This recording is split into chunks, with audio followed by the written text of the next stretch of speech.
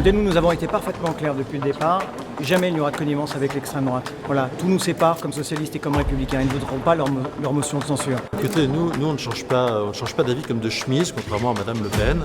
Les Républicains n'ont comme seul argument la trouille pour leur siège. Quand on veut moucher quelqu'un, il faut avoir le nez propre. Nous, au Parti communiste français, jamais, nulle part, à aucun moment, nos voix se mêleront avec celles de l'extrême droite. Je pense qu'il y a une opposition d'opérette, ça s'appelle les Républicains.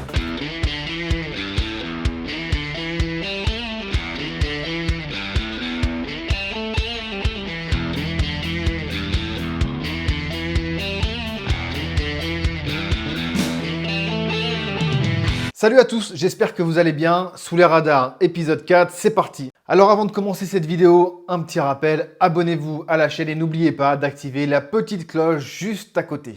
À l'Assemblée nationale, cette semaine, c'était clairement le bazar. Et je me demandais combien de temps cet hémicycle allait tenir, tant le climat est tendu entre les différents députés. Pas un jour ne se passe sans que les défaillances de votre politique ne soient pointées du doigt.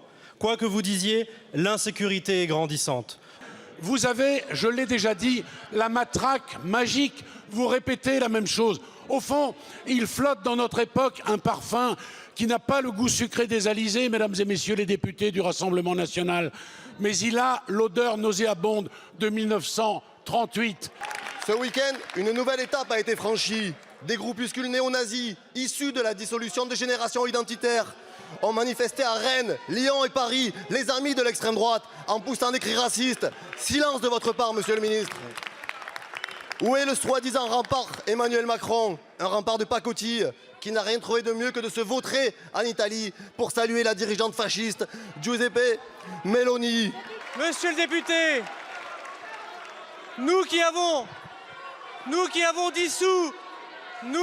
dissous Génération Identitaire, je vous propose que pour manger avec le diable, il faut prendre une grande cuillère. Personne n'a oublié qu'Emmanuel Macron a été élu avec les voix du Rassemblement national et par défaut.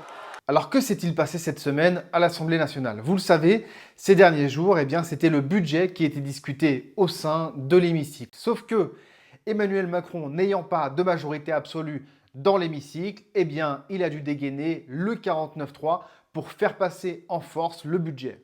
Aussi, sur le fondement de l'article 49, alinéa 3 de la Constitution, j'engage la responsabilité de mon gouvernement sur la troisième partie du projet de loi de financement de la sécurité sociale pour 2023.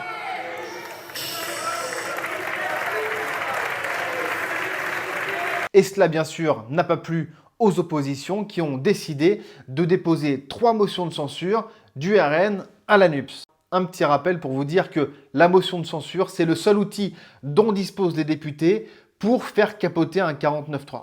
Et contre toute attente, le Rassemblement national a décidé de voter la motion de censure déposée par la NUPES, ce qui a porté cette motion de censure à 239 voix. Il n'a donc manqué que 50 voix pour que cette motion de censure soit adoptée et de fait fasse tomber le gouvernement. Et ces 50 voix, elles auraient pu venir du côté des députés les Républicains, mais qui ont décidé de ne pas s'associer à ces 3 motions de censure. Les Républicains font preuve de responsabilité. On sort de 2 élections. Je ne pense pas que les Français aient envie de repartir pour de nouvelles élections. Les Français ont juste envie qu'on règle leurs problèmes quotidiens. On ne va pas aujourd'hui dans une situation difficile pour le pays sur le plan économique, social, international. On ne va peut-être pas ajouter du chaos au chaos.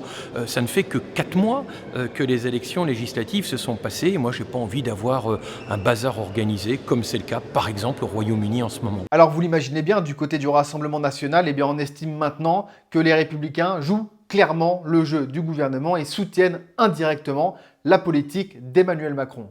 Je crois que ce soir, les masques sont tombés. Je pense qu'il y a une opposition d'opérette, ça s'appelle les Républicains.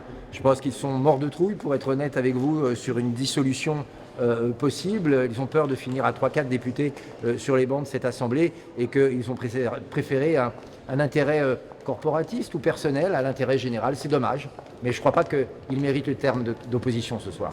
Que les députés de Mme Le Pen qui ont été élus sur son affiche et qui pour certains n'ont jamais mis les pieds dans leur circonscription avant d'être candidats finissent de faire leur tour de leur circonscription avant de faire les malins. Mme Le Pen est partie en rêvant de faire l'union des droites. Aujourd'hui, elle fait l'union avec M. Mélenchon. C'est un choix qu'on lui laisse. Ce qui est sûr, c'est que grâce au soutien indirect des Républicains, eh bien, le gouvernement, en tout cas Elisabeth Borne, a échappé, a survécu à 3 motions de censure. Il était donc temps pour eux, pour le gouvernement, eh bien, de contre-attaquer. Et l'argument était tout trouvé. Pour le gouvernement, le Rassemblement national a voté la motion de censure de la NUPES. Donc NUPES et RN, finalement, ce n'est qu'un seul et même combat. Ces accusations et cette posture sont un peu faciles, car on le sait, lors du second tour des élections législatives, eh bien, certains candidats de la majorité présidentielle n'ont pas forcément appelé à faire barrage au Rassemblement national. Mais c'est une stratégie médiatique qu'ils ont depuis les législatives. Et c'est une stratégie extrêmement dangereuse qui amène à avoir des soutiens du gouvernement qui votent pour des vice-présidences de l'Assemblée nationale RN et qui amène à banaliser et à détruire le barrage qu'on avait nous-mêmes construit lors de la présidentielle contre le Rassemblement national. Et ça, c'est dangereux.